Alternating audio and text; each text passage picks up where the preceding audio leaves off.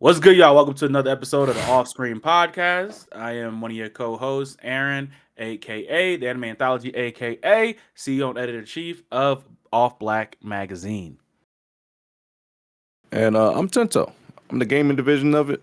I'm a head sisters man. You know, I keep them grounded. We toss around ideas and make sure we lift each other up because, wow, we black kings love to lift each other up. Make sure we all safe because black mental health matters the most, okay? It matters the most. But what's going on, y'all? Happy holidays to y'all. We are recording this pre-Thanksgiving Eve for those who celebrate Thanksgiving. Happy holidays. Enjoy yourself. For those who don't have as much to give, I give the best wishes to you. All right. Hope you're staying safe out there. Should be a good. Oh, actually, no, should be a crazy Thanksgiving. I got a flight today. Got a flight? This man flying to places. Got a flight today. You know, I was worried about the government shutdown and everything, but luckily, I guess, whatever. I guess it ended before I had to deal with that. So, but yeah. You staying in Chicago for Thanksgiving, right? You're not going nowhere. Probably. If I drive, I might drive around the city because a couple of people invited me to places, and I'm about to grab multiple plates because my goal by the end of the day is to have 4 plates in my back seat when I go home. That's my goal. You don't got like a family Thanksgiving. You don't just go to like. We at that point right now. Not to get too much of my trauma. Like when you get older, you realize how segregated your family can get. Mm-hmm. So you got multiple Thanksgiving. That's what my family at. I'm still cool with a decent amount of them, so they invite me to these places, and they still ask about each other, but they petty, so they won't talk to each other, but they'll give me a plate. That's the P I care about, not the petty, the plate. So that's fair. We got a good amount of stuff to talk about today. We got our FGC catch up. Got a couple main topics. Want to talk about the Game Awards a little bit. Want to talk a little bit about some of the stuff that's been going on with the internet reaction. Internet, because remember, the internet's not real life. Okay, so the internet, people make it real life. They make it real life. The internet reaction to some popular games that have come out recently, and how the financial numbers are coming out. The Steam numbers are coming out. Okay, and then we got a couple subtopics to get into, dealing with some current events and some cool stuff that's happened around the industry the past couple of weeks that we didn't talk about because we were supposed to record just like last week. But what I'm saying. But we're here now. Okay. So starting off, just a little bit of what are we playing right now. Go ahead, Tento, you go first. What have I been playing? Oh, I've been going back to play the Batman Arkham series as a retrospective. That's what I've been doing. And it's been interesting. I also beat Celeste. Celeste was an amazing game. Please play that game, y'all. If y'all have not played Celeste, it changed my life. There's indie games that will change your life, and that game will change your life. It's a very emotional game for me. It's basically about climbing a mountain, but then you quickly realize that the game was never about the mountain. So I'm put it in that way. And then I've been playing through the old Batman Arkham series again, just a retrospective of it. What difference? I never played Arkham Origins out of all 4 of them, and I'm playing that now. What difficulty are you playing on? I'm playing on normal, bro. I ain't gonna play on too much right now, bro. I played my first playthrough on normal, and then I played Listen, video games are meant to be for fun. If you want the challenge part of it, that's good. Me personally, let me do normal first, and then I will go to the higher difficulty. Is this your first time playing the Arkham series? Arkham Origins. My first time ever playing Arkham Origins. Arkham City, I will play on hard because I know that game, and that's one of my favorite games. But yeah, Arkham. What's it called? Arkham Origins is my first time playing ever. So yeah. Arkham Origins. Those games I've been playing right now. The version you're playing is like a neutered version of the full version. You know that, right? What's what? What? It's a neutered version. It's not the full version of Arkham Origins. What do you mean? Arkham Origins used to have a multiplayer mode. Did you know that? Oh yeah, I remember that. Yeah. They had multiplayer mode, which was fire. They need to bring it back. All right, that was bad. They tried to do that, but got them nice, bro. What happened? Because first of all, it wasn't Arkham Origins. But no. You're thinking something different. No. This was a PvP mode. This is a multiplayer PvP mode that they had. Oh, they did? Was it PvP? I remember it was multiplayer. I didn't remember it was PvP though. No, it was PvP. So they had the thing where like you could do a mode with bring a friend in and they could play Robin and whatever. I believe they had that, right? But no, they had an online PvP mode where one person was Batman and everybody else was the goons, and you had to kill Batman. That sounds like an appropriate. That sounds like Dead by Daylight, but done appropriately. Mm-hmm. That joint was hard. Like. I was playing that. I played on my Wii U. I played that on my Wii U, buddy. The Wii U. Come He's on playing on the now. iPad. Hey man, that joke was gas. It was gas. I did what you did. I actually did. I did it on stream too. I don't have any clips on the channel anymore, but I did it on stream right before Gotham Knights came out. Okay. And I went through and I played them all on Nightmare. But I've also played every single one. I beat every single one at least 5 times. And the only one I haven't 100%ed is Arkham Asylum because fuck those Riddler puzzles. Okay, Yeah. Arkham Asylum's Riddler puzzles are insane. They are the hardest in the franchise, in my opinion. Like every other one is kind of chill, right? But Arkham Asylums are insane. I googled some of them and like I did what they told me in the Google, and I still it still wouldn't click. Like you gotta take the little picture thing, it still wouldn't work. But yeah, are you gonna play Gotham Knights? You gotta finish out the series. Gotham Knights. Yeah, Gotham Knights is part of Arkham. And I mean, if you're really doing the Arkham series, you gotta do Suicide Squad, Kill the Justice League too. That's also part of the Arkham series, but you're not gonna. No, I'm not. I'm good. Keep that over there. You're not gonna finish the series. Not gonna finish. No, absolutely not. The story ends there at Arkham Knight, where he dies. Batman dies. There's no point in continuing. Oh my god. Rest in peace to Kevin Conroy. I think Gotham Knights is appropriately hated, but I do think it is fun with friends. He's about the Gotham Knights? Mm-hmm. Oh, absolutely positive. I think Gotham Knights is fun with friends. By itself, it's a horrendous slog and very boring, but it's fun with friends. Yeah, like when any game that is not meeting standards, but has multiplayer can be the best time of your life. Like truthfully, there's some games that are absolutely ass that we all played and we look back on like this game was stupid. But you remember the memories you made with your friends, or the funny things that happen with your friends. All right, that's what makes it great. That's why we say it takes a village, guys. Remember, it takes a village. All I'm saying is I did buy it, so I do have it somewhere on my console. If you want to, I don't know if it's crossplay. I gotta look if it's crossplay. It probably is crossplay. Oh shit, it's crossplay. You got it. You could play it. Finish off your series. I will not get Suicide Squad Kill the Justice League though. Oh yeah, no. I will not do that. But that game was just I was just like, what's going on here? Me, I actually haven't been able to hop on the game too much the past couple weeks, but I'm still in the. I didn't buy it, but I have COD 7 because of Game Pass. I downloaded it, and every time I go to my Xbox to play it, I'm like, eesh, and then I put it away, and so I haven't touched that yet. I'm still addicted to Ball Pit though. I went home for a weekend the other week, and for the YouTube, I probably put a video up for that because I need y'all to know how good Ball Pit is. Ball Pit is phenomenal. It is one of my I wasn't really big into the roguelite genre until I started watching some people on YouTube, some YouTubers play, and I said, let me try them joints out. Hey man, the progression's amazing. The power ups are cool. It is addicting. It is addicting to the point that I feel like sometimes I have a problem. I think about Ball Pit at work. I'm at work thinking about what combinations, watching YouTube videos for what combinations I can do when I get off of work so I can do it in my Ball Pit game. That game is phenomenal, fun game, great art style, great music. I could talk about Ball Pit all day, but Ball Pit is gas. And then, Battlefield 6, I'm mad I haven't been able to get on that because the new season looks kind of dope. And that multiplayer is the multiplayer of Battlefield 6 is so good. It's just such a fun experience, and that's another addicting experience. And so, but yeah. And then I've been low key thinking about getting back into Destiny, even though it's burned me too many times. But I'm low key thinking about it because Renegades comes out next week. And I keep doing it. I said this about COD before COD came out. I said this is my problem. My problem is I go watch it. I watch the Vidoc. I watch the trailer. I see the new guns coming out. I see the new exotics coming out, and I'm like, man,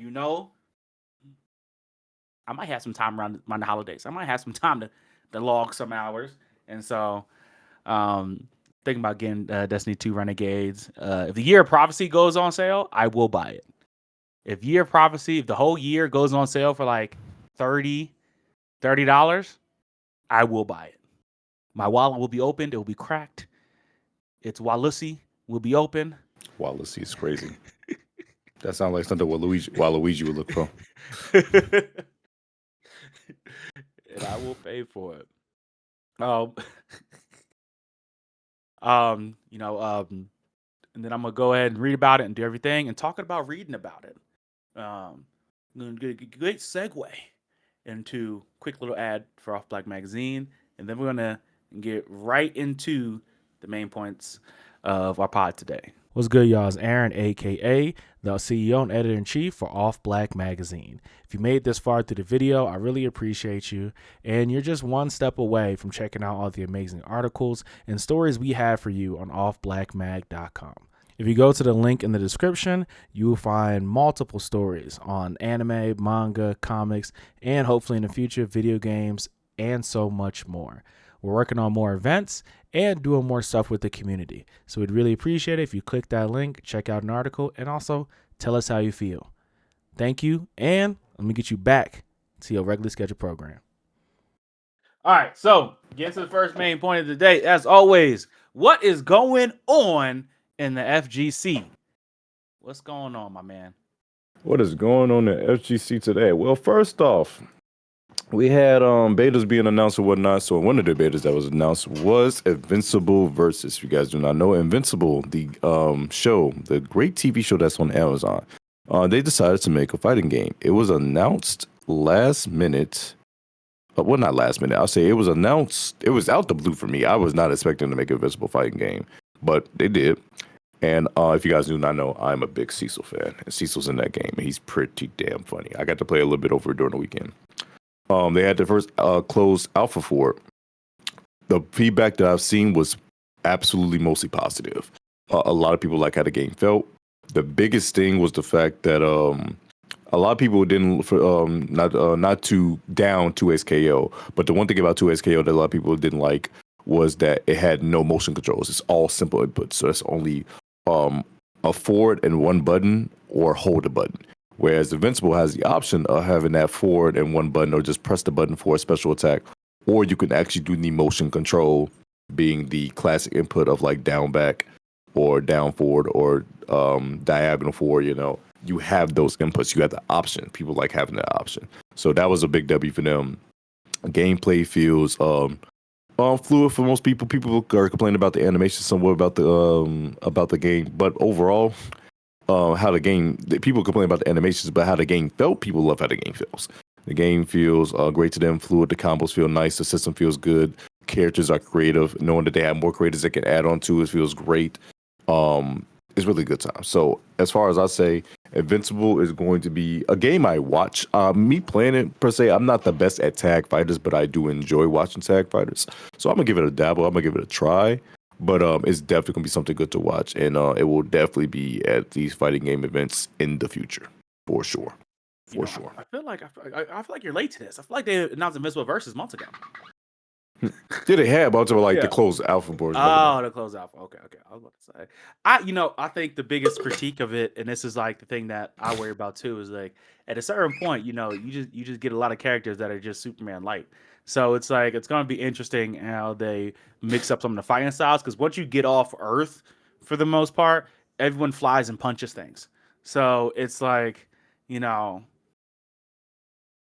what are we gonna do? You know what I'm saying? Like how are we gonna mix it up between all the different characters and everything? It's like you have not a limited lifespan, but a limited roster, in my opinion. So I wonder how they're gonna do it. It's one of those things that's gonna be really interesting to see. Another thing people bring up is because how Dragon Ball Fighters is making this comeback as well. The IP. Now, Invincible is a pretty good franchise. However, when you compare it to something like Dragon Ball, that's when it's like, okay, what's competing with Dragon Ball here? And that's the reason why Dragon Ball Fighters released in 2018? I think it was 2018. Still talked about in 2025 to this day, because it was a tag game, but had Dragon Ball characters. Can you imagine just sitting there like, man, you have one of the most popular fighting games being one of the most popular animes. The IP for Dragon Ball is going to be... Dragon Ball was released in, 1989? and we still talk about it here today, 20 years later. It has so much influence, so much life. I'm not saying it's the most popular anime, but you cannot deny its influence at all. And a lot of people still compare this game to that, and that's the problem because that IP is so well known compared to something like Invincible, compared to your two SKOs. It's hard.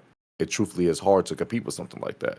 I mean, So I feel like it's in different realms. I mean, it depends on how they market it. Also, I yeah, see this being more of a crossover style series versus a hard, canon type thing. yeah. Also, I feel like we talk about Dragon Ball Fighters because that's the only thing Dragon Ball fans have been getting fighting wise in the past almost decade. So, Oh, when you you can't put that forget in, about Spark and Zero. that's the only thing Dragon Ball fighter fans have been getting since 2018. So when you put it in perspective. Act like it didn't happen. Act like it didn't happen. Okay. When you put it in perspective, that's also why they've been talking about it for so long. I think Invincible. I think at some point they have to branch out. And they're gonna have to, bring in some DC characters or Marvel. Hey, even some Mortal Kombat characters will be fun, especially since I see them doing some type of multiverse event. Right, everything's live service now. So some type of multiverse event or multiverse character packs, and we get maybe Scorpion, we get Sub Zero, we get Batman, we get something like that. Or we get the way Invincible is, we might get some wacky characters. We might get Spawn. We might get trying to think of some. We might get another guy that's been on Mortal Kombat. That's also Image. I think can't remember his name right now. Red guy with a gun. Can't remember his name. He's from Red Hell. guy, He's from a Hell. Hellboy. Hellboy might get Hell. That's crazy. I can remember the boy part of the Hell part. Hellboy might get Hellboy. I feel like that's where it ends up because again, at a certain point you run out, right? So I'm just interested on how wacky they get with the crossovers or what they expect the lifespan of this game to be. Do they expect this to be a 10, 15, 20-year game, or is this like 5 to 7 years and then we end services, which again still would be successful, still be fine, right? They still make a good amount of change from that and make the series more popular, but I just wonder what they think of this lifespan of this game's going to be. And in fighting games, you typically, unless you're a set franchise, and when I mean set franchise, which is I mean like your Mortal Kombat's, your Tekken, and your Street Fighters, you typically don't see games more than 5 years. You typically don't. MK and RS especially, they have the 2-year rule where the game is good for 2 years and they release another one. Street Fighter goes within the 7-year range. 7 to 8 year range, and the same thing with Tekken goes in the 7 to 8 year range as well. So, yeah, typically, and then but all other games, it's usually within 5 years. Because any game past that, either they have a new game that's already came out, or people are playing the old stuff. Like for example, Smash. They have Ultimate, but Melee is still incredibly popular, and that game is literally 21 years old. So actually, I think it's 23 because I believe it released in 2002, not 2004. Yeah, I think So it'll depend because yeah, Invincible series, I don't know if it can carry for that long, even with yeah, fan reactions and people who enjoy it because it has a but I love set it though. beginning. Oh yeah, I'm excited to I'm excited to check it out. But it has a set beginning and a set end. This Yeah, isn't a series that has a again Dragon Ball is a forever series. Like rest in peace, rest in peace Toriyama. yeah, But they keeping that Daima going. They gonna keep it yeah, going, okay? His editors and everything keeps still writing. Same thing with other anime manga series like Berserk. Berserk, again, rest in peace, Kentaro Miura. Saying his name wrong probably, but they're Berserk is still ongoing, right? Because of how popular of a franchise it is. Invincible is done. If we get another Invincible, it's a money grab. Okay. Now, if Robert Kirkman can cook something, I'll yeah, give it to me. Give it to me, Robert. But if he's not cooking anything, it's kind of done. So, but that's my opinion. So, what else you got, man? Oh, and then also we got to move on to the other tag game that we talking about is 2XKO. If you guys do not know, 2XKO is the Riot game that came out for PC September 9th, I believe. Available for everybody to play on PC. Console release will be coming sometime probably early next year. And yeah, so they have announced this thing called the First Impact events. First Impact events are pretty much Riot sponsored events around the globe. They put $5,000 into the prize pool and say, hey, advertise it, play it. We're going to be watching. We're going to boost you guys up. And we want people to see the game and get a feel for how the community feedback and what they can show with the game. So we actually had one here in Chicago that I commentated. Our first Impact in my local called FGC Meetups. We named it FGC Team Ups because you can team up with a duo in the game. We had someone, shout out to my boy Noka. He came from France to come play. He flew all the way from France. He did not tell me I wanted to choke this man out when I saw him. I was like, bro, you here? He's like, oh, I didn't know you lived in Chicago. I'm like, bro, why didn't you say anything? But yeah, my boy was out here and whatnot. I got to see him. But yeah, we came out. Shout out to Hakari. Hakari, the young man who actually won Dragon Ball Fighters in Evo France. He won that event for the first Impact. He is from New York. Against Noka, it was him and Noka, France versus US in grand finals. But ultimately, Hakari ended up taking it. And but yeah, the first Impact events. The next one is going to be actually in Korea next week for that another 5K. But yeah, these first Impact events, like I said, are very good to see. One, the demographic. Two, the what should I say with this? One, the demographic. Two, the feel like how the game is being played in different regions. And three, the community feedback that they're getting from it. Because Riot is pretty much watching every single one of these to see how they're running it, whose characters being played, what characters not being used, what is being overutilized, how do we grow the community, looking at numbers, trying to get a feel for when they launch the big one. Because that's why I feel like my theory, my tinfoil hat theory is that the $50,000 that they announced at Frosty, that is going to be the kickoff to say, okay, we got all the data from these first Impact events. Here's $50,000. Here's a Pro Tour. Like they're segueing into that so to get a feel for how the world is responding to it and then go forward from there. So yeah, but first Impact event right now has been pretty cool. I just think I don't know that could be possible because I mean, you know, it seems like the people who are running that are very in tune with the community, but to me, it seems like one, it's just very good marketing. It's easy marketing, right? People love to compete, and FGC is one of those places where people love to compete, and so that allows you to people. You know, you got content creators coming out doing all this recording and stuff like that. You got people like you, commentators talking about it everywhere they go and stuff like that. Word of mouth, word of mouth is better in a lot of ways than online, discourse. And so, and also the feedback, right? Dropping it on Steam first for PC players to play it, because PC players are known to try and break games and known to do all this extra stuff that console players don't really care about. So I think also like giving them that first taste will help grow it on other platforms also. I think it's great marketing. I think it's marketing that some other fighting games coming out need to take a look at and, invest in. Maybe not drop a $50,000 because not everybody can do that.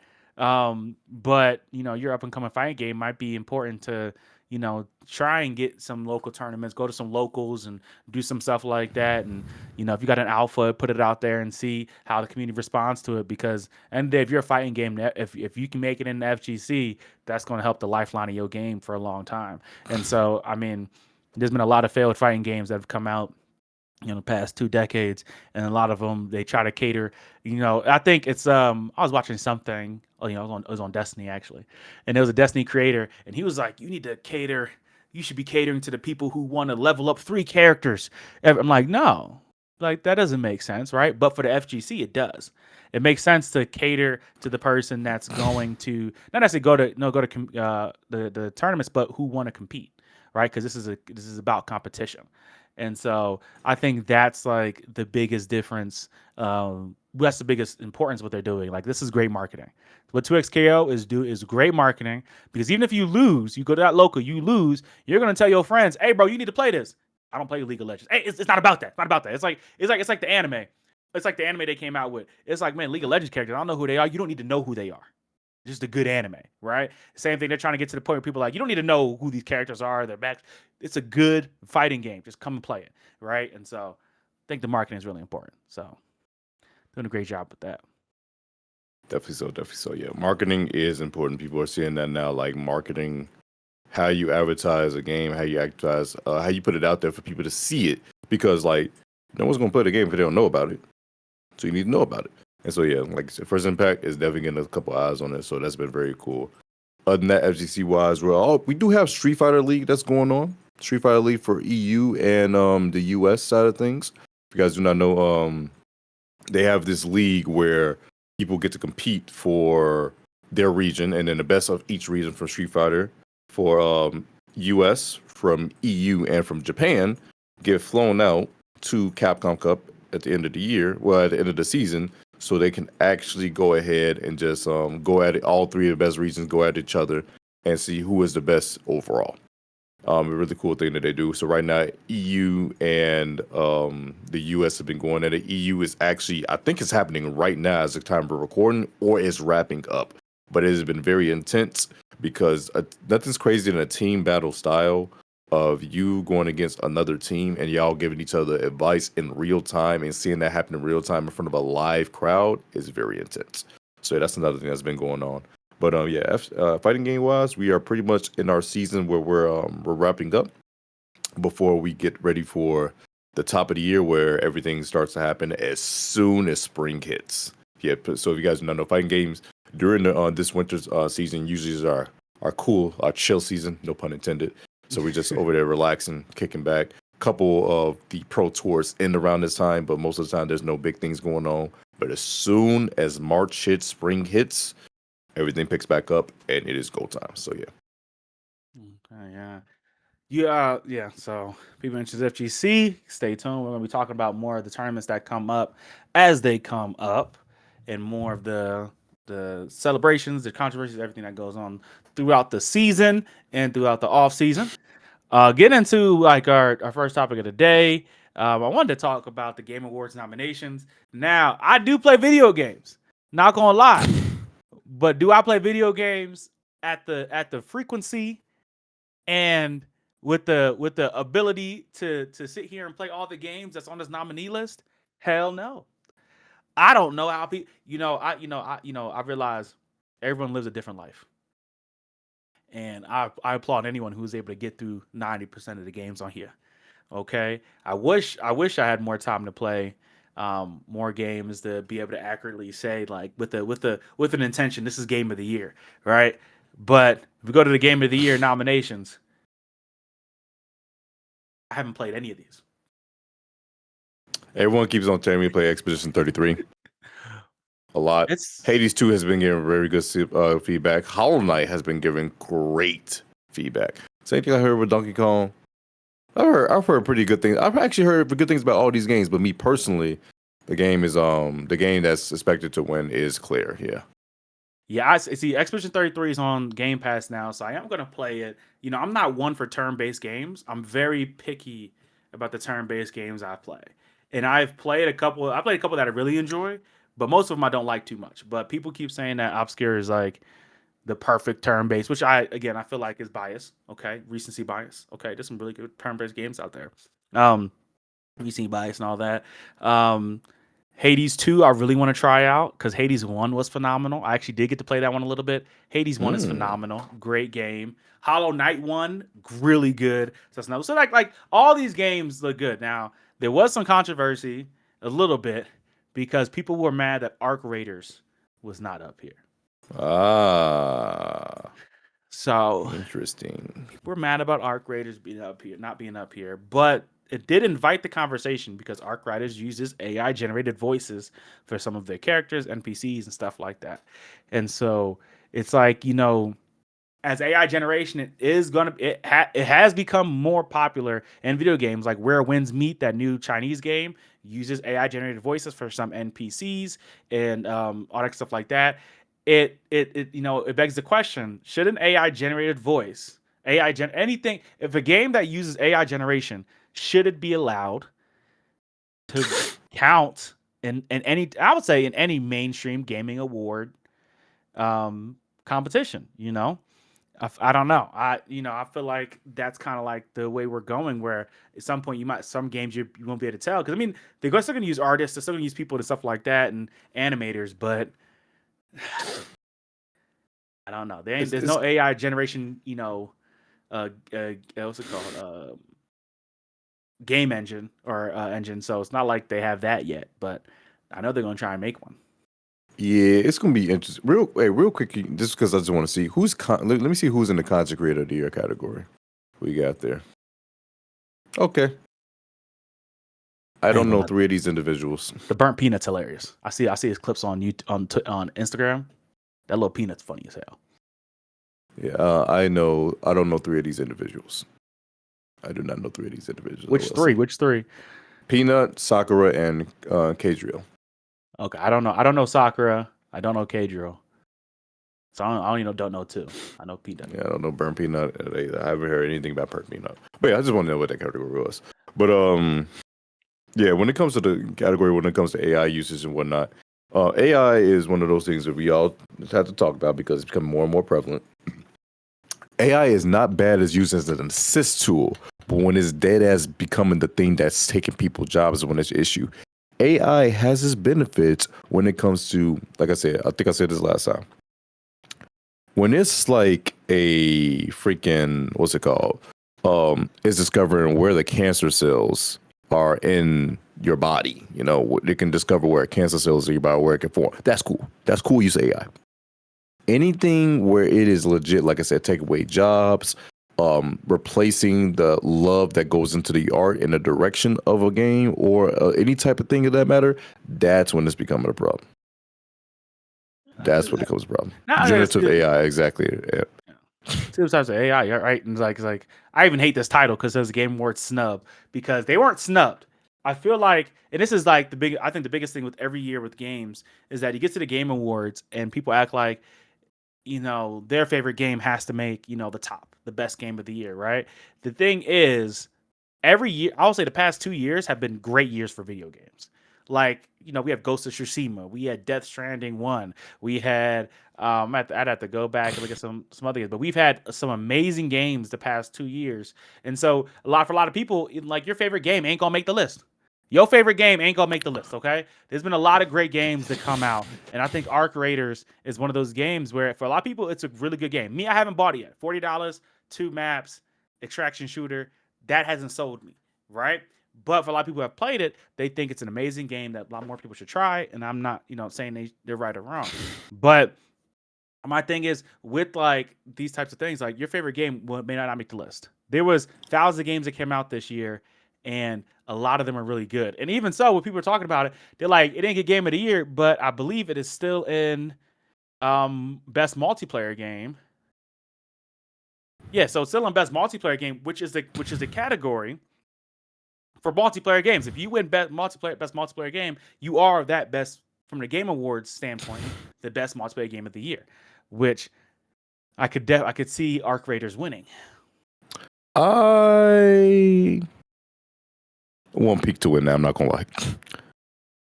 I do want Peak to win as an indie game, a small indie game that like united community. I want Peak to win. I want Peak to win too.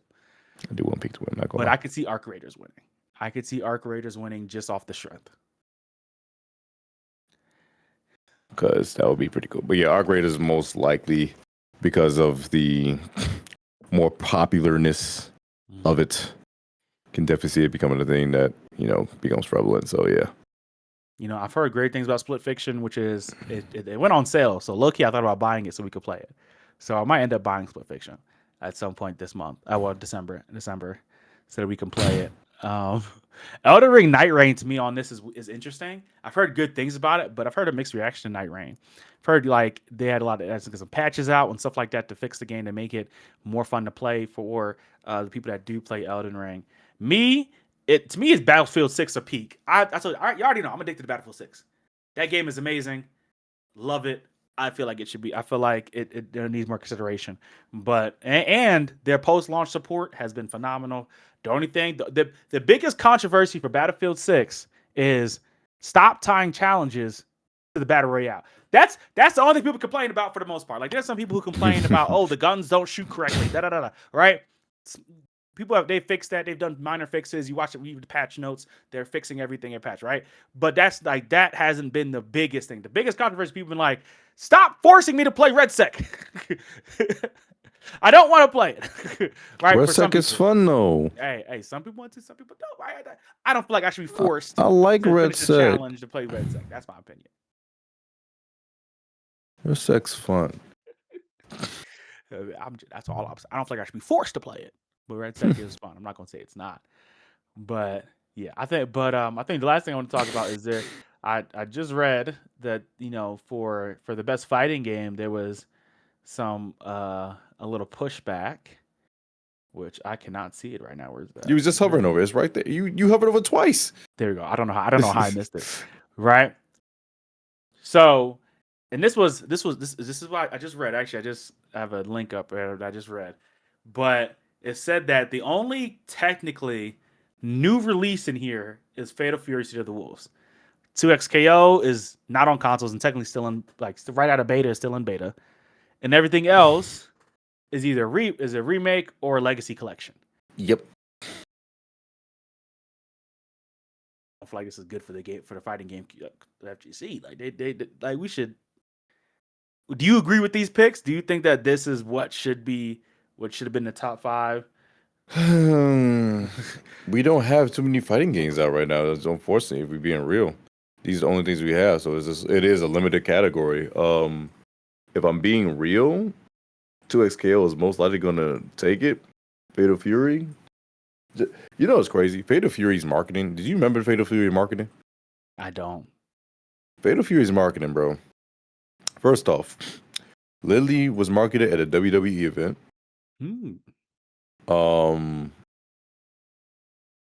It was another thing it was marketed at too. I forgot what it was. But heavy in the beginning for the marketing for that game. And like we said, we talked about the last show. $2.5 million prize pool, $1.5 million for first place. Crazy. Life-changing money. Dude who won, probably never, if he plays his cards right, never has to work again. Crazy, ain't it? That's true. But it's one of those things where it's, how do I say this? Like I said, the fighting game cycle. We release fighting games within every 5 years. Oh, and I'm talking about as round number as most fighting games. That's in the FGC, 5 years every fighting game. After that, it goes on. We play a lot of the same things. We don't get a new game every 2K or Call of Duty. We don't get those. We just have. Is it? I think talking about that. Would you say? And I guess it isn't as bad as the shooting games and we've been getting recently. But thinking about that, I feel like fighting games may be one of the worst victims of the live service cycle. You know what I'm saying? In a way, again, talk about Dragon Ball, 2018. We're almost on a decade. And I'm not, again, games can last for a long time, right? There's people who play older games, right? But as technology evolves, new engines, new ideas, you can make new games, right? But for fighting games, they're like, hey, I'm going to give you 20 character packs over 10 years. Each the character packs is $10. And the base game, when it first came out, was $60. So now, over those 10 years, you spent, 20 packs, $10 each, $200. Almost $200, yep. Right? And it, and, the next, big fighting game, Street Fighter, what's the one that's coming out that they've been teasing for a while? Oh my gosh. I remember seeing it at the Game Awards last year. It was, can't remember the name right now. What if it comes with a battle pass? What other fighting game you talking about? I was going to think about Invincible, 2XKO, and then what else? I'm gonna type it up. They make an Avatar fighting game. That one. If that one has a battle pass, it's dead on arrival. It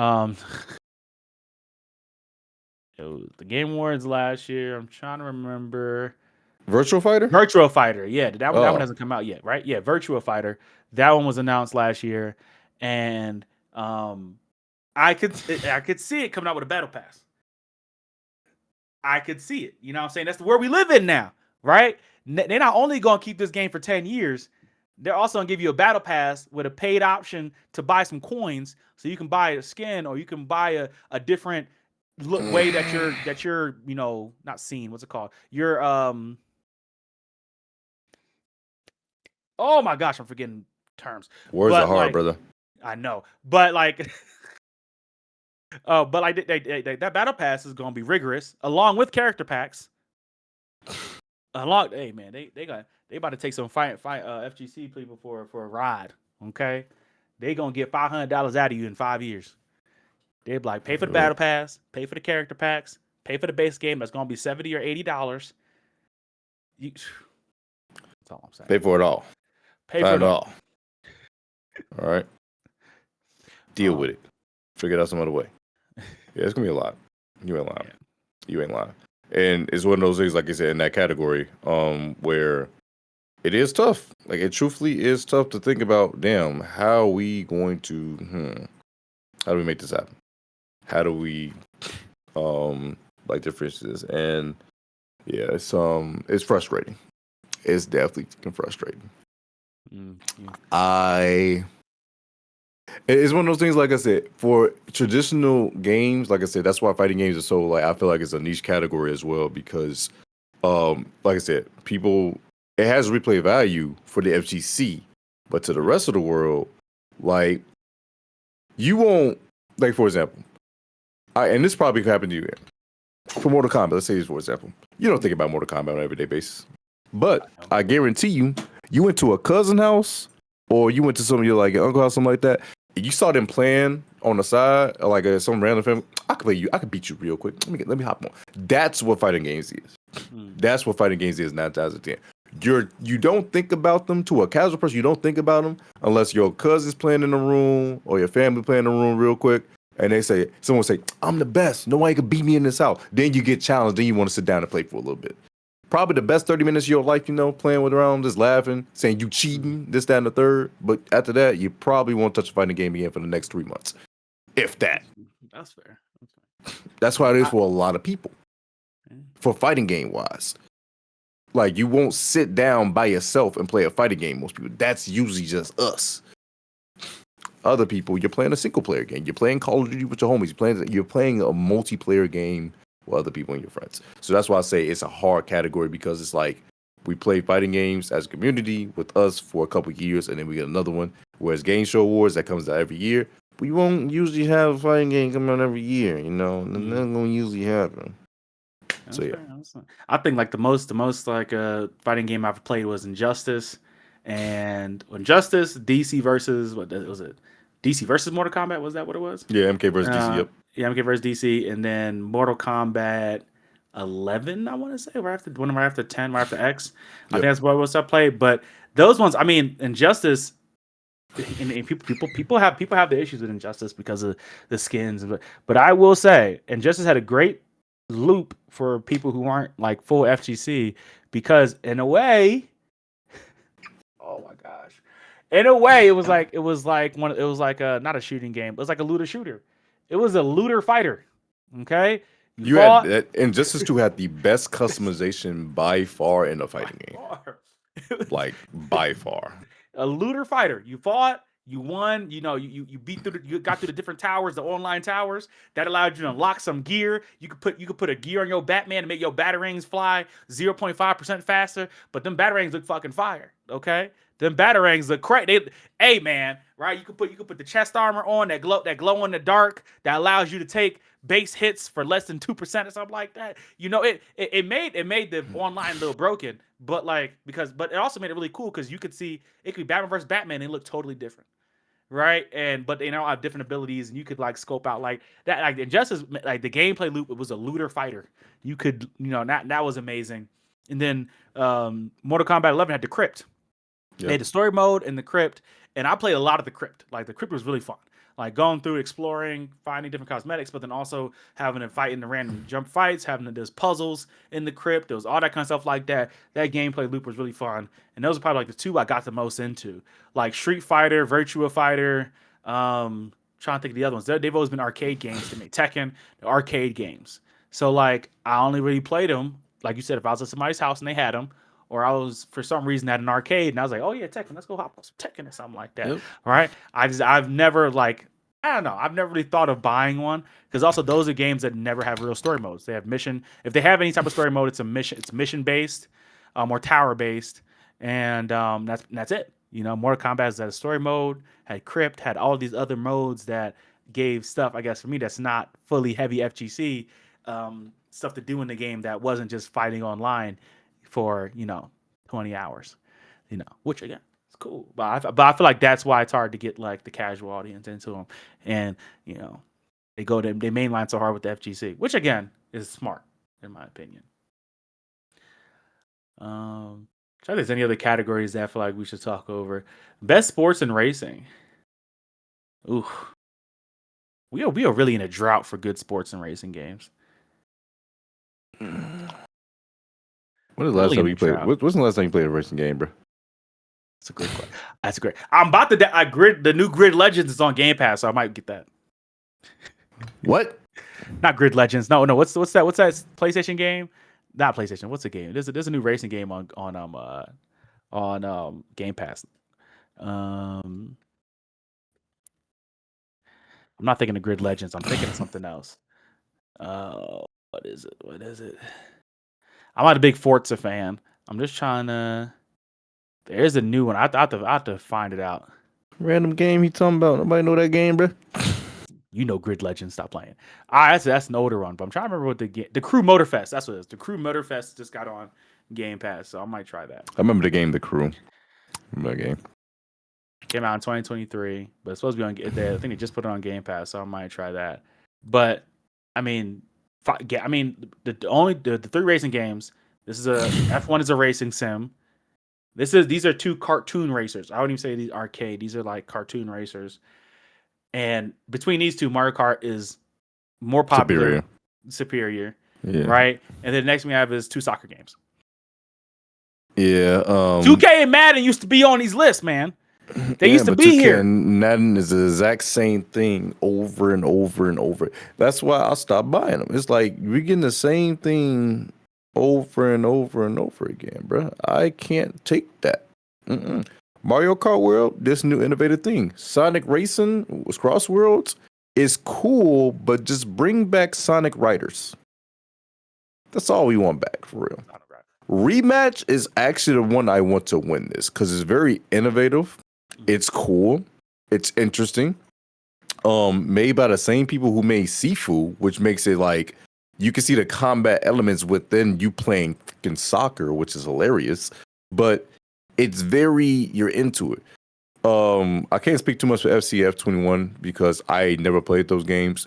F21 is for. This is me from a spectator looking in. This is like the hardcore, like not NASCAR, but the one who take races really, really seriously. And I feel like it's fine. Things like that is fine, but it's niche because you have this fine line of you want to have a game that is fun and arcadey-like, which is Mario Kart, but then also have a competitive aspect. You also have Mario Kart. Then you have that one that is more leaning to the competitive side, but it's like, damn, what are the fun elements of this? Why can't I throw a freaking shroom at somebody? Why can't I throw a shell at nobody? Like, where's the fun aspect of it? Like, it's that and it, like when you lean more to that competitive side of a realism side of a racing game, it's tough. That's why I feel like, in my opinion, the perfect racing game was Need for Speed Most Wanted, the OG on 2005 on PS2, because it had the not no quite item block, but some cartoon elements. Oh, holy crap! I can make a backflip and the jump and stuff, but still have that real like it's a street race, you know. And this is I was talking about it. Can't remember it's a racing game. What's it called? I can't remember what it's called right now off the top of my head. What is it about Split Second? Split Second. There we go. Split Second was actually probably the best racing game. Actually, that is the best racing game. It lets you could change the entire course. That actually was the best racing game. Course, okay. It was like, and again, their downfall is I feel like they didn't invest enough into it. Obviously, like the marketing wasn't really there. I remember seeing a couple commercials, wasn't really there, all something like that. And I don't know what studio made it. Probably was a smaller Disney studio. Interactive. Disney Interactive made Split Second. Disney Interactive was a part of that. They didn't believe in it. They didn't believe in that game. That was a great racing game because, like you said, it had the elements of like being real, but then you said, "Oh my God, I can blow up the entire course and change the track before everyone." I get to have the power and you guys have to face my repercussions of me blowing up a freaking tanker, making a boat slam into the map, and now we had to drive through the boat for the rest of the fucking race because I blew it up. That right there was great.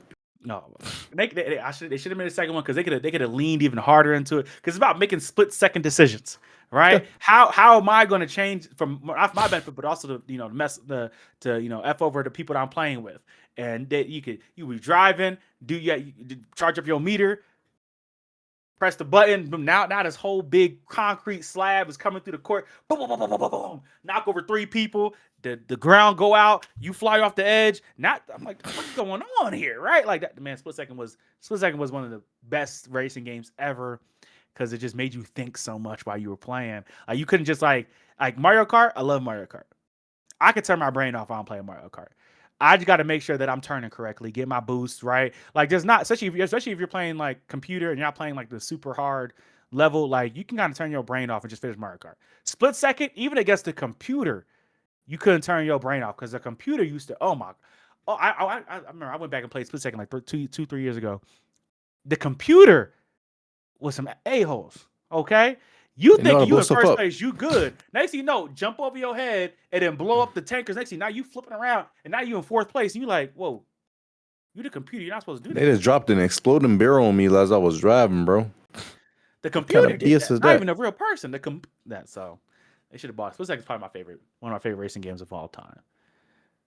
Need for Speed, Most Wanted, Hot Pursuit are also like up there. Hot Pursuit's I think it's Hot Pursuit. Their mission track for the game added so much replayability that we don't get nowadays. Yeah, Most Wanted for me, boy. I'm looking at it right now for my PS2. Man, I love that game. Let's see. Moving over to our next topic. No one to stop streaming. I'm not gonna stop streaming. Okay, but I'm gonna move over here for a second. Our next topic is money troubles and triumphs. Assassin's Creed Shadows. All right, so this is me 100% being on some instigating type shit because y'all know y'all hey 2 episodes ago you around from then I got almost 150 hours in AC Shadows, right? People online was talking about AC Shadows wasn't gonna be successful. Woke Shadows. But then Shadows. But then as you guys know, I'm not a big Assassin's Creed fan after the 3rd one. That's just me personally. After 3, I lost heavy interest in Assassin's Creed. To those who like it, to each his own. But me personally, I'm good on it. Shadows, of course, we heard the immediate while we playing as a black dude. Oh man.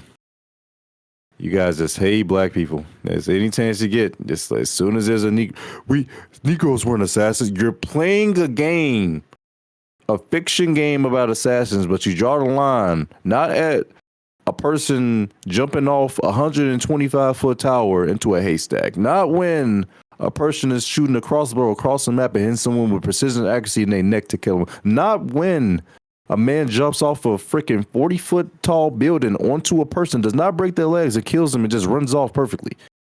Oh, black man's assassinating people. That's not right. That's where you draw the line at.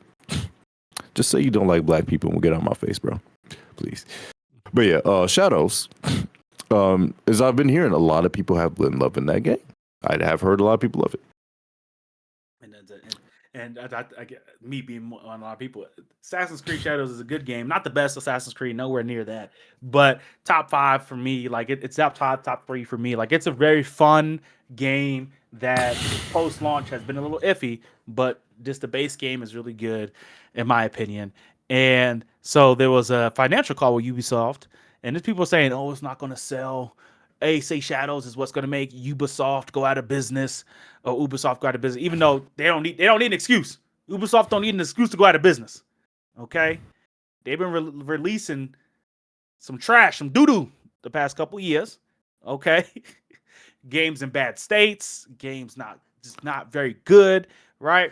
So AC Shadows, they had a call where they talked about how the AC franchise has exceeded expectations. The only two games that are out right now really is Mirage and Shadows. When you talk about new games that people are buying consistently, and they also specifically shouted out AC Shadows and said that it's one of the games that drove the success, the positive financial results for them. Right? Not that I'm caping for a company, because if Ubisoft disappeared tomorrow, I don't know how many people would be super sad. But we gotta call a spade a spade. Okay. This whole idea that just because a black person in the game is not going to be successful is crazy. Okay, if the game is good, people will play it, no matter where, no matter who's in it, no matter what characters in it, no matter if they gay, straight, trans, whatever. If the game is good, people will play it. And AC ended up being a game that people played. People still play to this day. So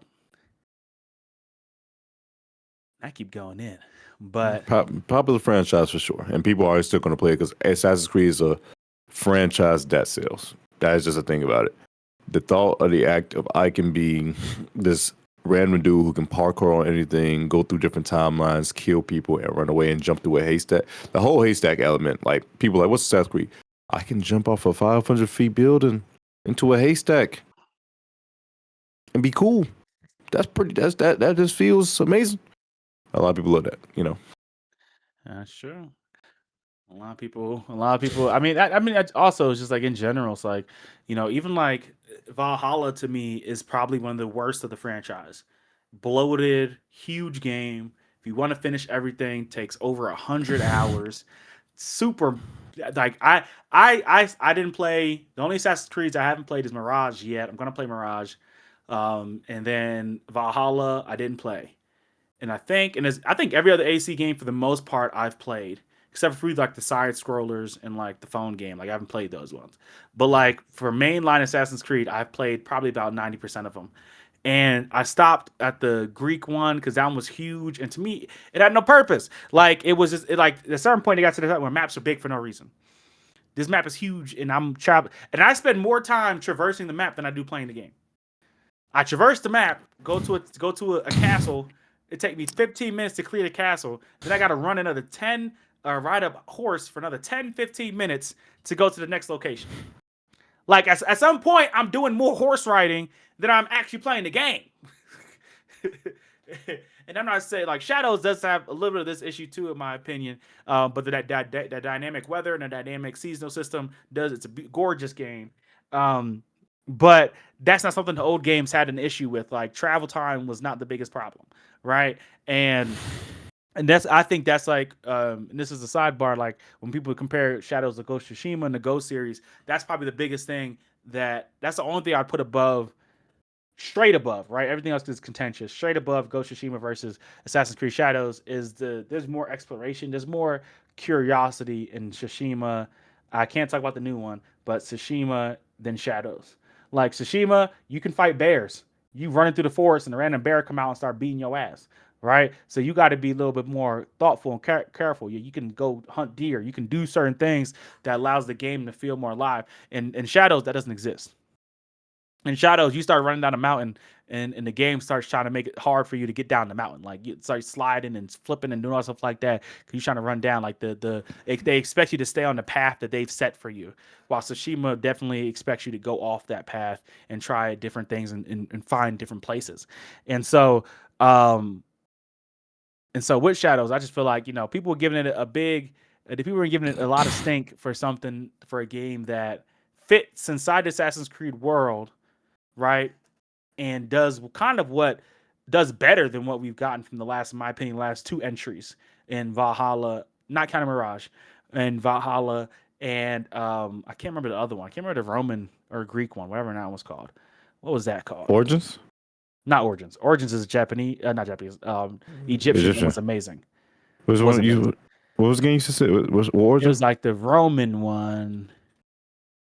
Roman. No, it wasn't Unity. It wasn't Unity. Not Rome. It was with Alexei, and what's it called? Odyssey. Oh. I wasn't a fan of Odyssey either. Odyssey felt bloated. I got like 25 hours in and I was like, man, I don't feel like I've done anything. 25 hours for nothing. I haven't done anything. Why? Like, oh my gosh. So, but this is Ubisoft. Reading some article. Back in July, Ubisoft said that Shadows had surpassed 5 million players. And that its performance had been in line with expectations. They haven't released exact numbers, but for people that are waiting for that stock price to fall, it actually did the opposite. Well, not stock price, for their quarter numbers to fall, they actually did the opposite. All right, but I feel like I hate when I'm in the position to where I feel like I have to support a company. I hate when I'm in that position where I'm like, no, and it sucks because recently Assassin's Creed or somebody, I'm trying to remember now, announced that they canceled a game in the United States that was going to be in the U.S. in which the main character was black and he was fighting the KKK.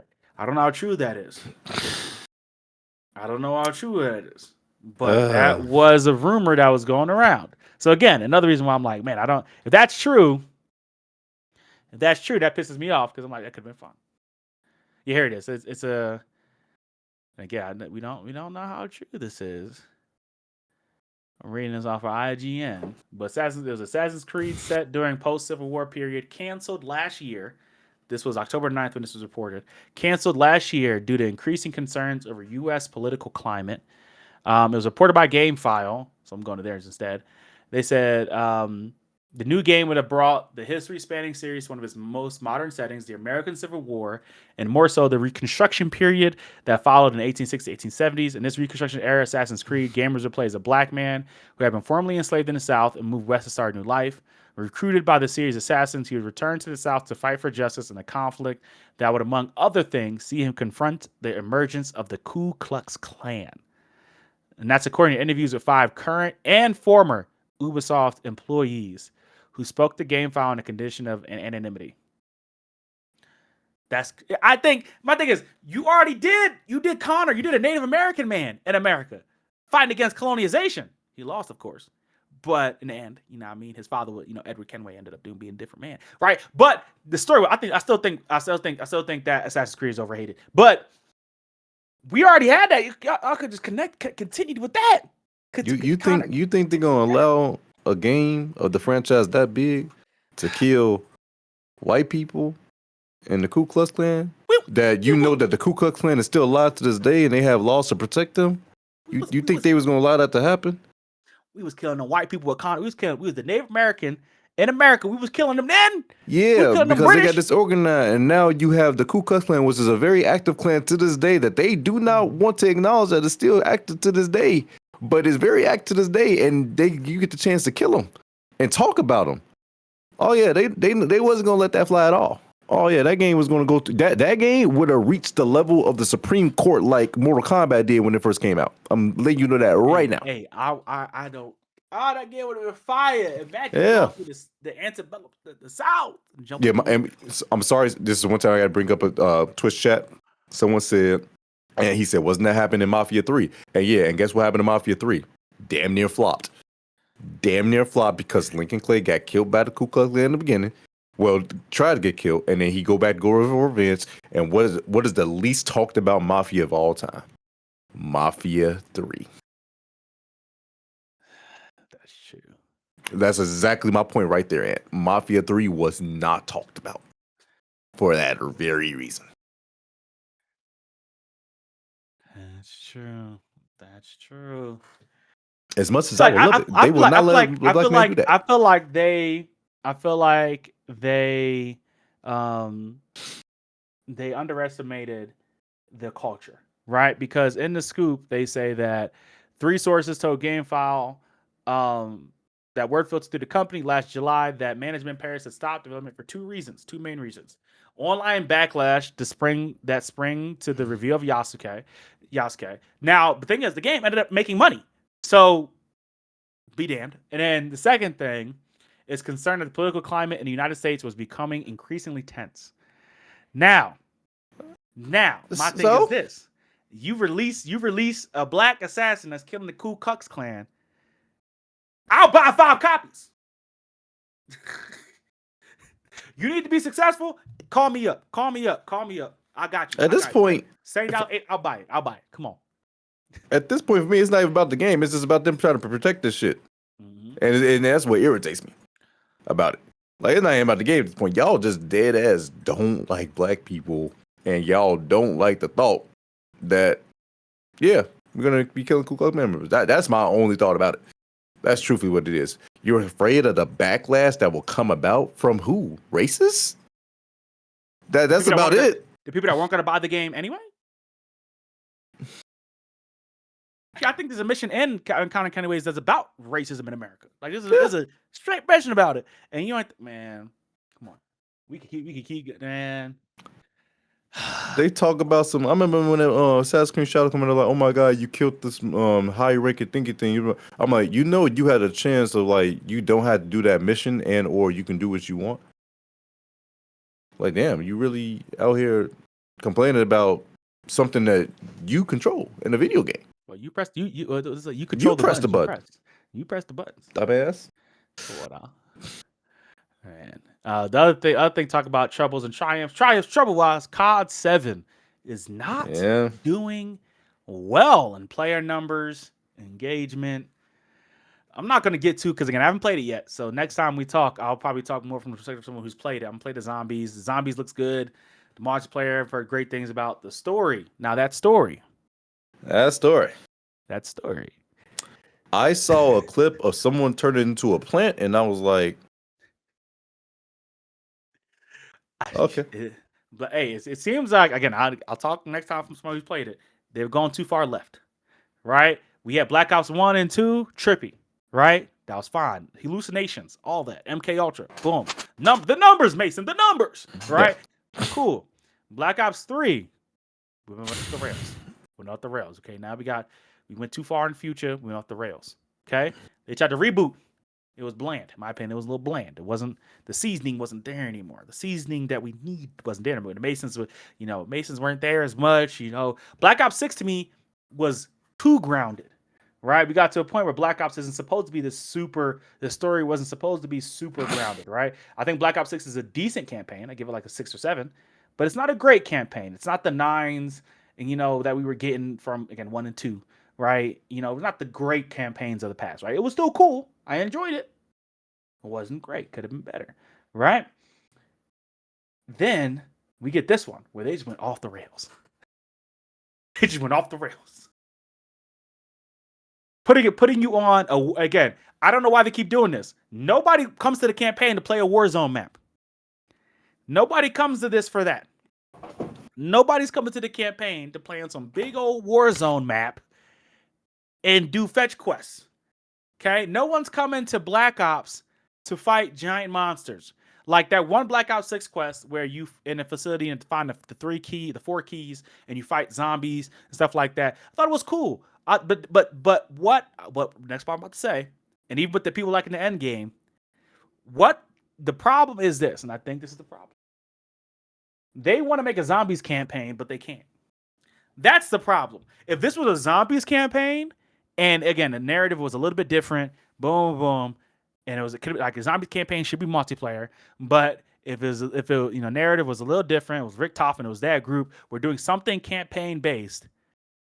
I think this is a 9 out of 10 campaign. If they refocus it to be about zombies, the zombie story, narrative, again, it'll be totally different in a lot of senses. But the story beats fighting a giant plant monster in a zombies campaign. Oh, whatever. Okay, that makes sense. A giant manifestation of a character, and the swiping like zombies campaign. Okay, makes sense. Working with brainwashed zombies to go and finish a task. Okay, that makes sense. Because zombies, you can do anything in zombies, right? So like, I feel like, and I said this before, if Call of Duty splits, if they split, because people are saying they need time. Imagine this, and I thought about this the other day. Because people are saying, oh, they need to go back to a 2-year, 3-year cycle, whatever. Let's say mainline story as a multiplayer Warzone. Well, Warzone's ongoing, so it doesn't count. But multiplayer and story for Black Ops. Let's say Black Ops Sin. I'm not going to talk about Modern Warfare. Black Ops. They go on a 2-year cycle. 1 year, we get a zombies game. Next, and so that whole year, that zombies team works on adding content, boom, boom, right? Next year, we get a mainline Black Ops game with a new multiplayer, new story, new stuff like that. And they just switch every year. Zombies game, multiplayer game. Zombies game, multiplayer game. Zombies fans will play the zombies. And they still keep everything in like the new Black. Because I do like the new formula they have a COD where they have like the COD HQ where you can go in and you can click whatever you want to play. You can choose what you want to download. Because some people who are zombies hardcore aren't downloading the multiplayer. They're not playing the story. They're just going straight playing zombies for 20 hours a week, right? So like that you're already not alienating them. Keep the COD HQ. Keep advertising to me. Oh, go play the multiplayer. I may do it. I might, right? But I feel like that would help revitalize the series because I think at this point you're doing as much as you can with zombies in the round-based format, which you can still keep. The game ends, and you want to continue the story, go play round-based zombies. The campaign ends, the story continues in round-based. Boom. Now you have your campaign. People have that 5 to 10 hours. A smooth transition between all the things to make sure they're connected. So then you have a reason to play all three. Yep. I think they tried that with one of them. When? Which one? I feel like they tried that in Black Ops 3. A zombies campaign? No. Like kinda. With the gumdrops and all, like they kinda tried it. Just a little bit. Not to the extent you go on there, but like they attempted. I feel like they did. I don't because I remember my problem. It wasn't memorable, but I feel like they attempted. Black Ops 3 dropped with one map, and that one map was supposed to sustain us for like 6 months. Shadows of Evil. Yeah, Shadows of Evil was cool. The first. They had a banger though. I might have to play it real quick. We might get copyright strike, but I had to play that banger real quick. Shadows of Evil was good. The music was good. It was good for the first 6 months. And then I said, "Where's the next map? Where's the next map?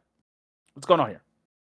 Whole time I'm about to make a skit to this song, but and it's a fact. It's only a transition.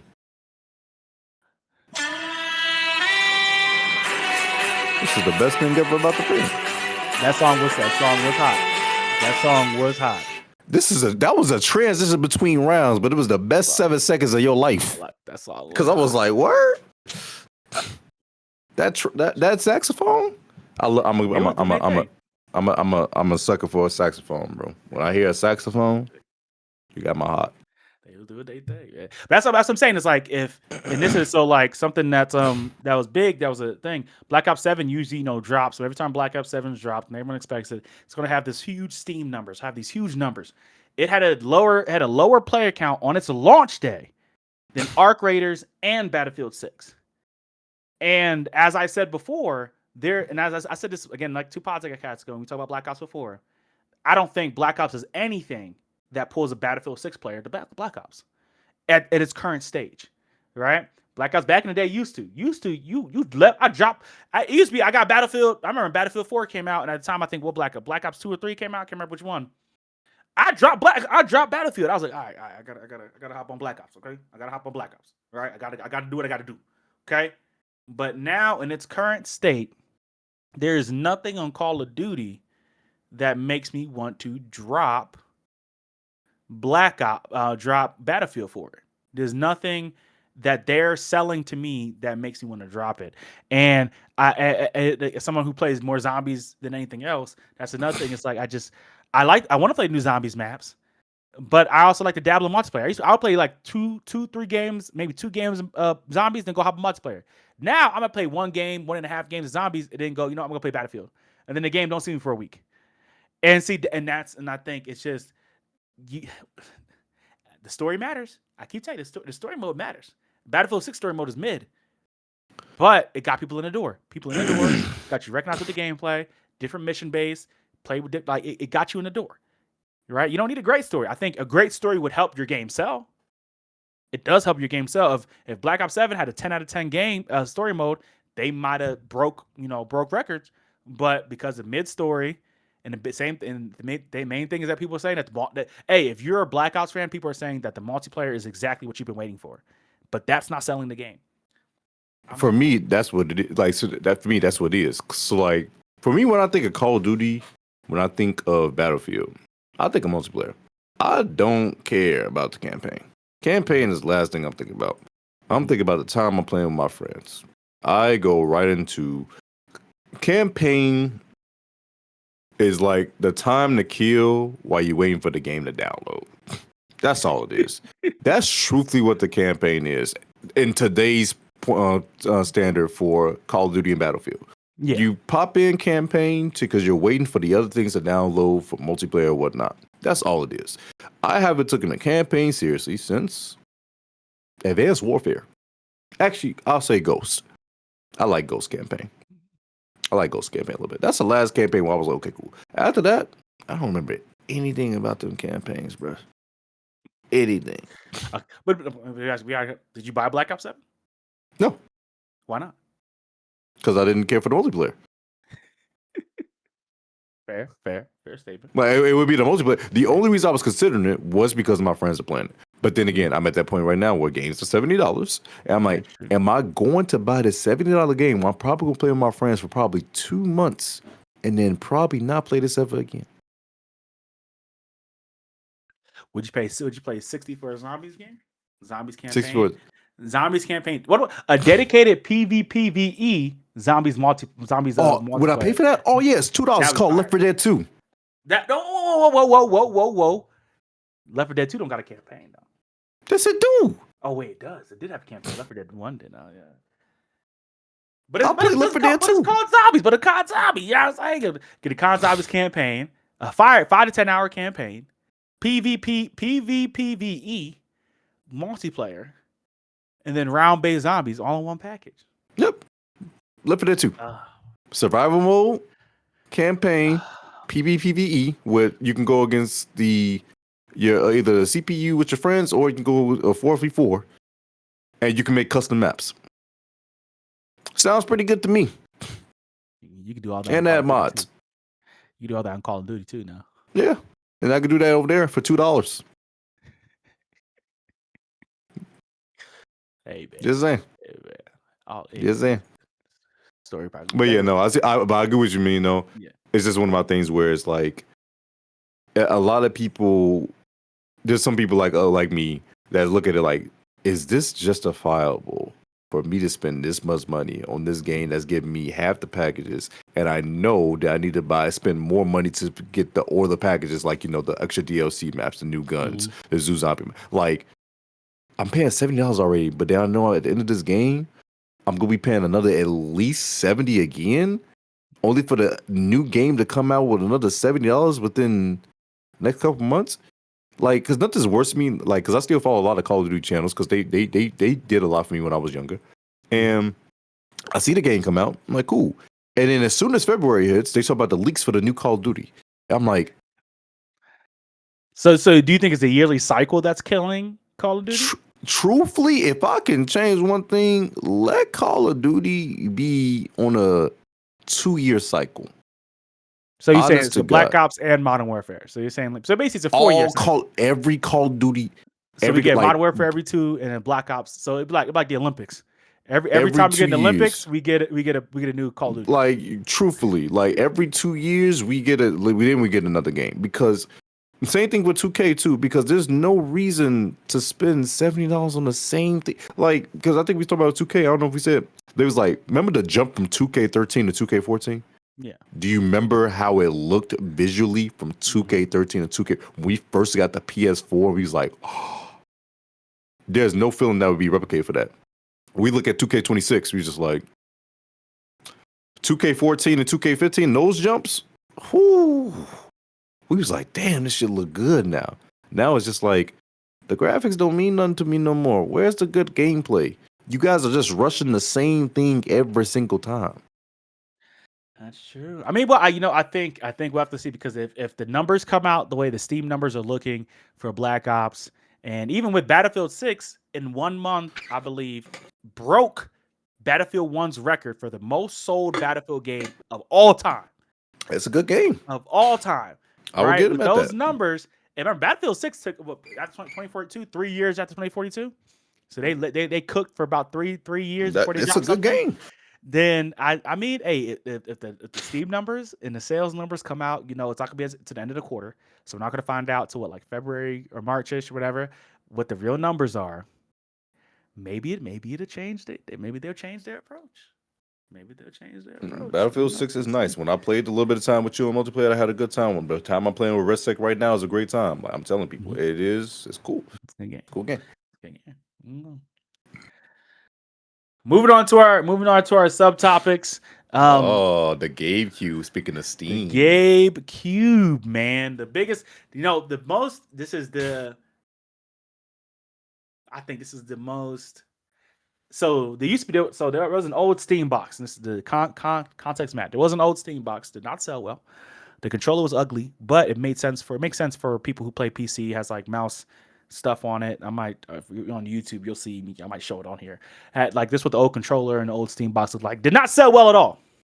But I think in the atmosphere that we are in today, the Steam box could sell. I actually recommended it to a friend of mine who wants to get into PC gaming. I'm like, hey, the Steam box sells around, and we want to talk about the potential price, but I'm assuming it's going to be around $800. People are like, it has to be a $500 machine. No, it doesn't. It is a PC. It is a gaming piece. It is optimized for gaming, but you can use it for other things. But it is optimized for gaming.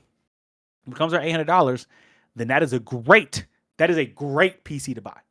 A great price for a PC that will play games at 1080p, 120 frames. Okay? They're lying to you with the 4K 60 because you gotta use fake frames for that. And not everybody believes in fake frames. But you can play that at 1440 or 1080 around 100 to 120 frames for most games, especially indie games, which many play are low power games, a lot of people play. And you have a great time. I think the Steam box is a good idea. I think it's timely, and I think it puts a lot of pressure on Xbox to really get this next console correct. With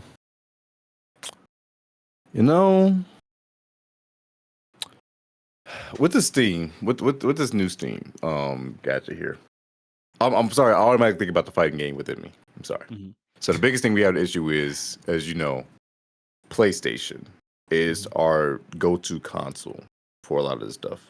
But PlayStations overheat. You have to constantly cycle them, and it has some issues with input lag when it comes to monitors. Now with this Gabe Cube, as you say, it opens a lot of doors because if it does well, it's going to put immense pressure not only on Xbox but also PlayStation as well, because it will replace that console life with now a console PC hybrid.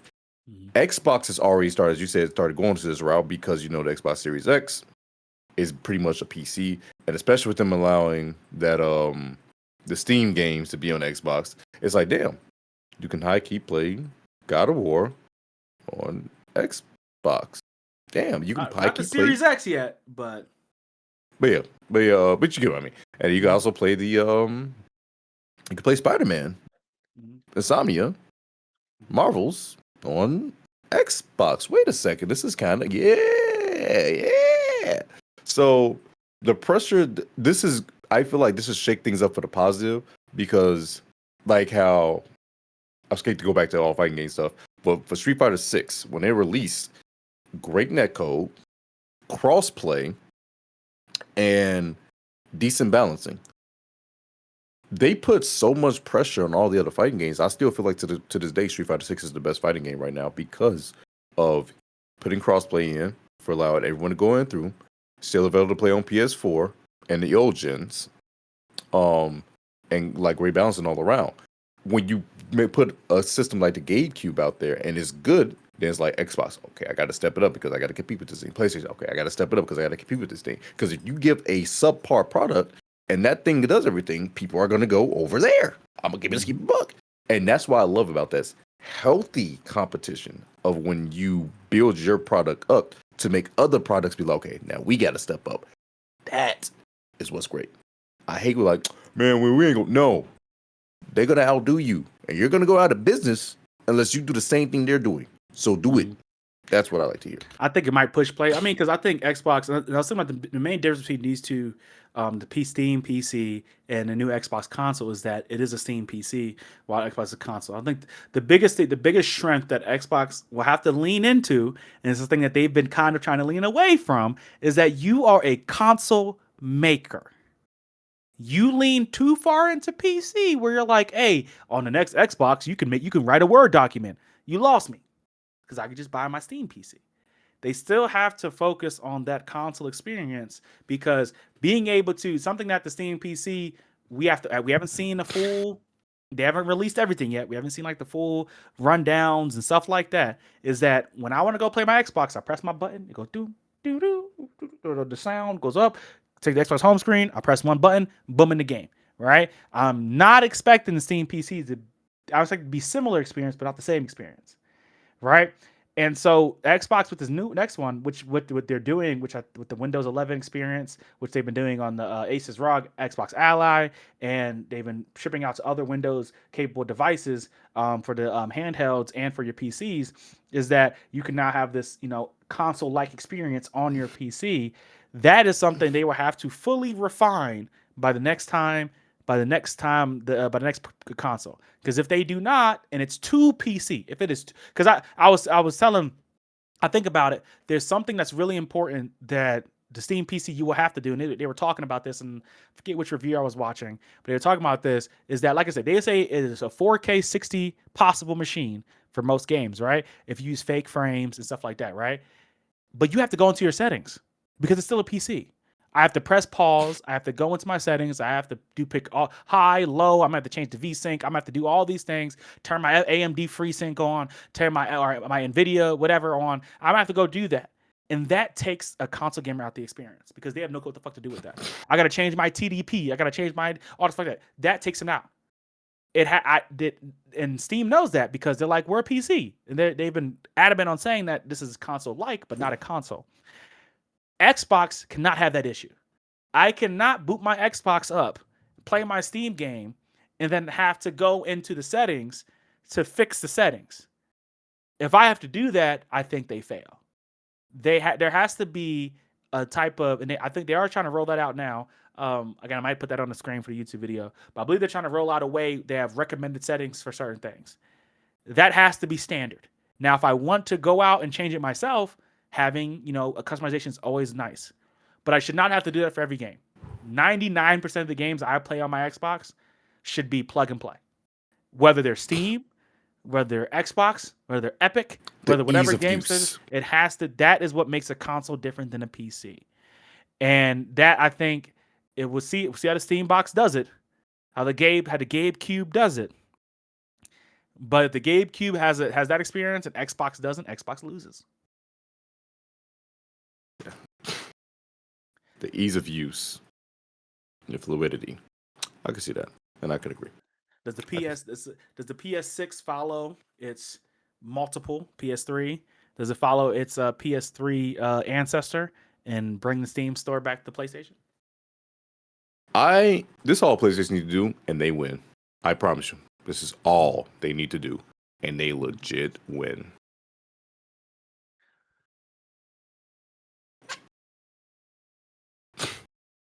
I want to put this game on my PS6 and be able to play it. That's all they need to do. That's legit all PlayStation needs to do. PlayStation backwards compatibility is all that's needed. If I am allowed to play these games on my PlayStation 2, on my PlayStation 6, I'm good. Like the PS3 really allows you to play PS2 games on that. Play PS1 games on there. Well, actually, I don't know about a PS1 game, but you was allowed to play PS2 games on PS3. If they allow you to do that, if I can play games like this on my PS6, I'm sold. That's legit all I need. The backwards compatibility, as not the money wall that they put behind it, with us buying a freaking catalog of PlayStation Premium for me to play games on an online network that can possibly lag. I have a copy. Let me put it in and play it. That's not happening, brother. That's not happening. I know it's not, but if it does. PlayStation, okay, this is Nintendo switched it to now, so now I can say that Xbox is the only one that's done it. Xbox is the only company that allowed you to said, first, the Series X does allow 360 drives, does allow 360 disc. 1. 2, they said if you have the game, the Xbox One version, and that's some 360 games, I believe they did. I'm not totally sure. But Xbox One version, you get the Xbox Series X optimized version for free. For free. No extra dollars exchanged. PlayStation said you got to pay a fee. Yep. Switch said you got to buy the whole game again. Mm-hmm. Xbox only one. Hey man, it's not happening. PlayStation. First of all, PlayStation moved away from disk drives. Everyone's moved away from disk drives anyway. Making me mad. I like physical copies. They're moving away. Okay. I think this is a fringe. This is a fringe idea. We should not move away from physicals. Move away from disc. Let's go. Every put it all in the cartridge like a Nintendo game. Smaller, easier. That's me. Put a little cartridge. Smaller packaging. Physical. Full games on the cartridge. Put it in the top. Boom. Cheaper. I think it might be even cheaper to make. Cheaper to ship. Smaller, lighter. It's just smaller, lighter, faster, stronger. All the things that's needed. Nintendo might have a patent, but I'm pretty sure there's probably a way to do it to outsmart the patent. That's all I'm saying. I think the GameCube is interesting though. Everyone is so worried about it because they're like, if it costs, some people are like, it should cost $400. I said, are you stupid? There's a 4070 in there. There's a 4070 in there. A 4070 is $400 right now. Yeah, 4070 is $400 right now. Calls if it costs $750, that's low key a stain. That's low key a stain. That's a stain. And now if it goes to the 900, 800, I understand. But if it goes to like if it's a $750, that's a stain. I'm not gonna lie. Are you saying stamp or are you saying stain? Stain. Why do you say like a stain? As in like you can take that for real. That's actually that's a good deal. It's a good deal. Chicago slang. That's Chicago slang. It's a shot town. I'll definitely take it at 750. Now, I guess 800, 900, that's justifiable, but I probably won't get it. But 750? That's not bad. I think because there's two versions. There's like a 2 terabyte and there's a 512 gigabyte, which I think is crazy. But 512, you got to do the terabyte. You're not doing anything with the 512. But you can expand. You can add it, yeah, of course. But yourself, like, just get the terabyte immediately, bro. Don't even try to bother with that because you're gonna be able to play 2 games. That's true. I would say and this is hard because tier pricing. Your 512 gigabyte, 600. Your 2 terabyte, 800. That's competitive. What was the first one again? 512, about 650. Your 2 I could do terabyte, 650. 850.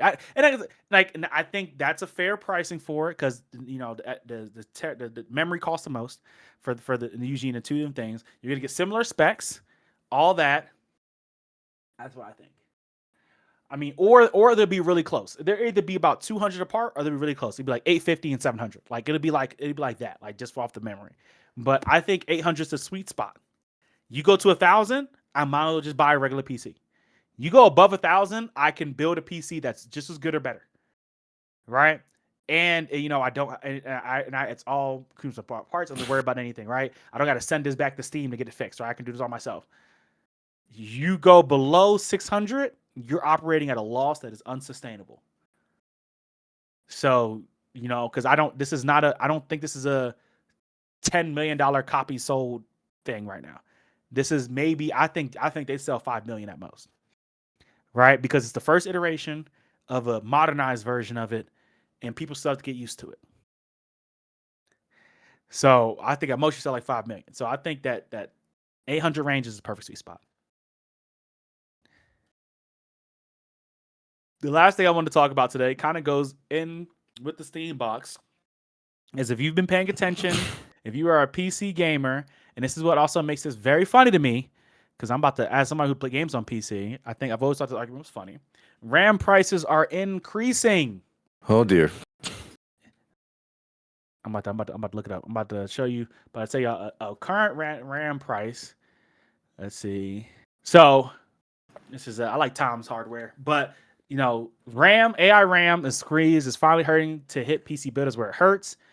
Prices are 100% or more than they used to. Right? Global surge in AI demand is bleeding these companies dry across the world. Bleeding companies dry are increasing.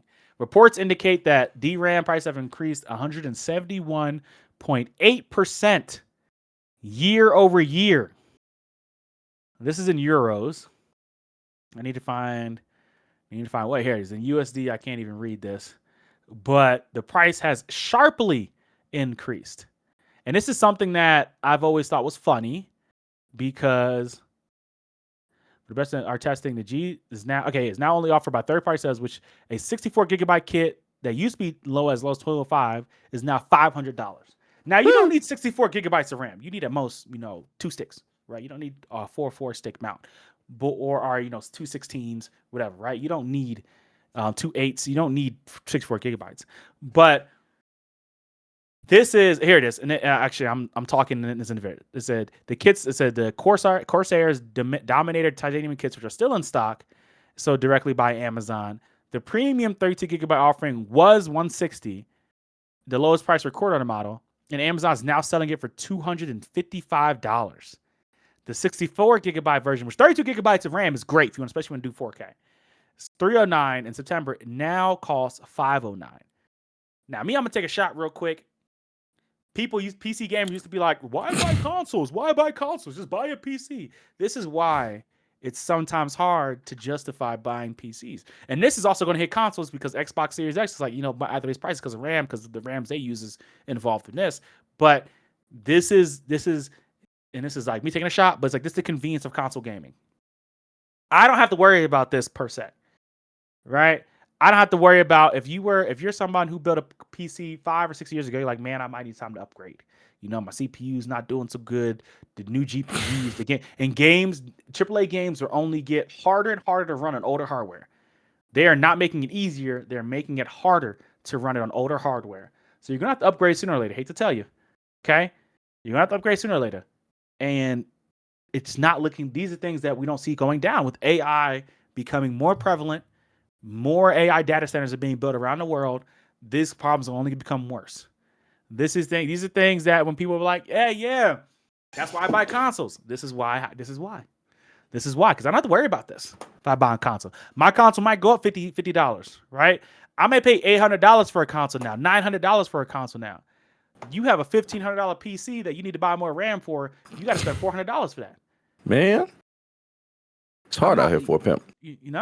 And if I'm just playing video games, I'm not doing Word, I'm not doing video editing, I'm not doing all that other stuff. I don't even need all the capability of a lot of the stuff that this can do. I don't have to worry about, my CPU dying in my console. So it's just, it's a crazy situation. And then also, could affect the Steam. I wonder if it'll affect the Steam box because they use 8 gigabytes of unified, 8 gigabytes dedicated, 16 gigabytes unified, I believe, of RAM. And so I wonder if that's going to affect the price of that with that coming out next year. Because that price, again, we're saying 800, but they got to make money. But if this goes to 1,000, I don't see this making money. Same thing I feel about the new Xbox console. If it is over $1,000, I don't see it making money. Got to make dollars, not cents. Got to make sense, not dollars. They're not making sense. They're not making no dollars. So, that's my opinion. Just don't think it.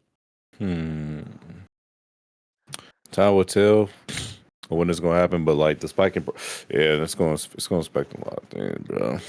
Like, pray for these people that's trying to game in the future, bro.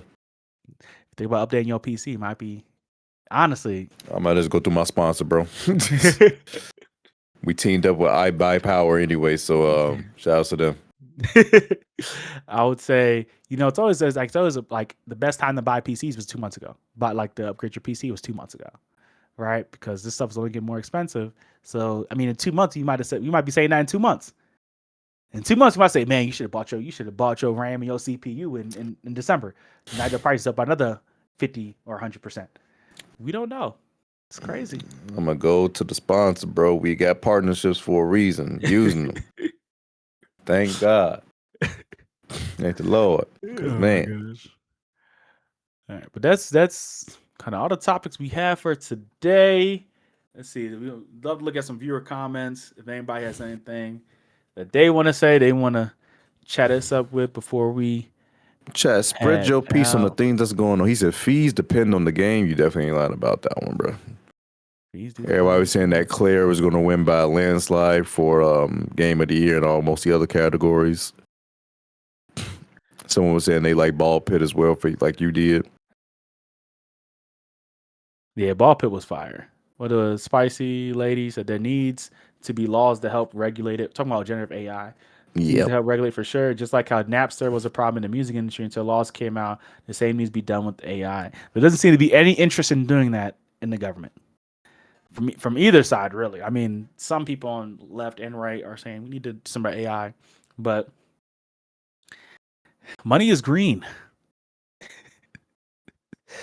And right now, we might end up having to bail out government-wise the AI company. That's what they're asking for. So we'll have to see. Also, I saw it say that OpenAI, the guy in charge, said we might try ads on ChatGPT. Oh dear. Someone made a joke. They said you're gonna be asking for you what was it? What the joke was? They said you're gonna ask it to write a book for you in the 16th century. And it's gonna be like, and the character's gonna be like, man, I can't wait for in the future to own a 2026 Ford Ram, Ford GT. You're gonna try to do a prompt, and it's gonna be like, man, it's like, hey, can you write my work? Can you write my my lunch plans for the week? And it's gonna say on Wednesday you should go check out Chipotle's new burrito.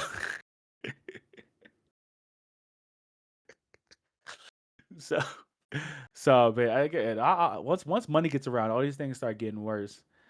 Poor SNK, because I know they're gonna say 2XKO, though. Fate of Fury deserves it. Talk about the Game Awards. Yep, Fate of Fury is gonna be yeah.